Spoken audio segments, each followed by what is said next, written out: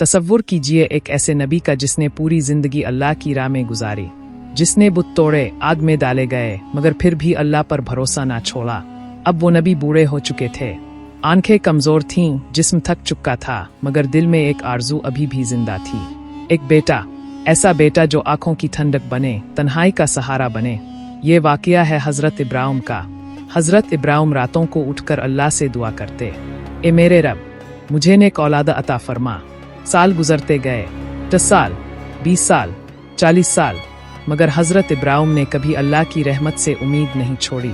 आखिरकार 84 साल की उम्र में अल्लाह ने उनकी दुआ कबूल फरमाई और हजरत इस्माइल पैदा हुए। हजरत इब्राहिम अपने बेटे से बेहद मोहब्बत करते थे। इसे सीने से लगाते, कंधों पर बिठाते, प्यार करते, क्योंकि ये बच्चा सिर्फ एक बेटा नहीं था, ये 40 साल की दुआ का नतीजा था। लेकिन अभी हजरत इस्माइल की पैदाइश को चंद दिन ही गुजरे थे कि अल्लाह का हुक्म आया, ए इब्राहिम, अपनी बीवी हाजिरा और बेटे इस्माइल को एक वीरान जगह छोड़ आओ। हजरत इब्राहिम अपनी बीवी और बच्चे को लेकर एक लंबा सफर तय करते हुए मक्का की सुनसान वादी में पहुंचे। वहां ना पानी था, ना दरख्त, ना इंसान, सिर्फ खामोश सहरा। उन्होंने एक छोटी सी झोंपड़ी बनाई और वापस जाने लगे। हजरत हाजिरा घबरा कर बोले, ए इब्राहिम, हमें इस वीराने में किसके सहारे छोड़कर जा रहे हैं? हजरत इब्राहिम खामोश रहे क्योंकि ये अल्लाह का हुक्म था। फिर हजरत हाजिरा ने पूछा, क्या अल्लाह ने आपको ऐसा हुक्म दिया है? हजरत इब्राहिम ने सर हिलाकर फरमाया, हाँ। ये सुनकर हजरत हाजिरा ने कहा, फिर अल्लाह हमें ज़ाय नहीं करेगा। चंद दिन बाद पानी खत्म हो गया।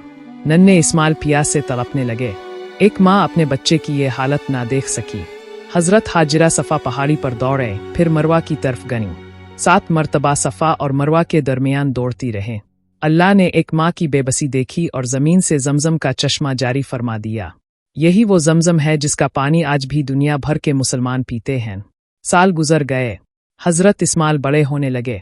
फिर एक रात हजरत इब्राहिम ने ख्वाब देखा कि वो अपने बेटे को अल्लाह की राह में कुर्बान कर रहे हैं। उन्होंने समझ लिया कि ये अल्लाह का हुक्म है। अगले दिन हजरत इब्राहिम अपने बेटे को साथ लेकर मिना की वादी की तरफ रवाना हुए। रास्ते में शैतान आया और बहकाने लगा, अपने बेटे को क्यों कुर्बान कर रहे हो? हजरत इब्राहिम ने कंकरियां मारकर शैतान को भगा दिया। फिर शैतान हजरत हाजिरा के पास गया, मगर उन्होंने भी इसे रद्द कर दिया। फिर वो हजरत इस्माइल के पास आया, मगर उन्होंने कहा, अगर ये अल्लाह का हुक्म है तो मैं राजी हूँ। आखिर वो लम्हा आ गया।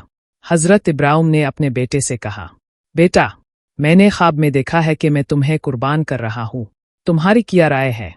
हजरत इस्माइल ने जवाब दिया, अब्बाजान, जो अल्लाह का हुक्म है वो कर दीजिए। इंशाअल्लाह आप मुझे सब्र करने वालों में पाएंगे।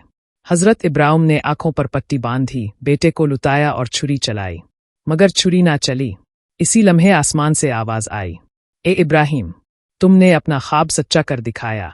अल्लाह ने जन्नत से एक दुम्बा भेजा और हजरत इस्माइल की जगह इसकी कुर्बानी कबूल फरमा ली। ये एक अजीम इम्तिहान था और हजरत इब्राहिम इसमें कामयाब हो गए। आज भी ईद उल अज़हा पर मुसलमान कुर्बानी करके इसी अजीम संत को याद करते हैं, क्योंकि अल्लाह को गोश्त नहीं चाहिए। अल्लाह को अपने बुंदों का इखलास, ईमान और मोहब्बत चाहिए। अल्लाह ताला हमें हजरत इब्राहिम और हजरत इस्माइल जैसा ईमान और अल्लाह पर कामिल भरोसा अता फरमाए। आमीन।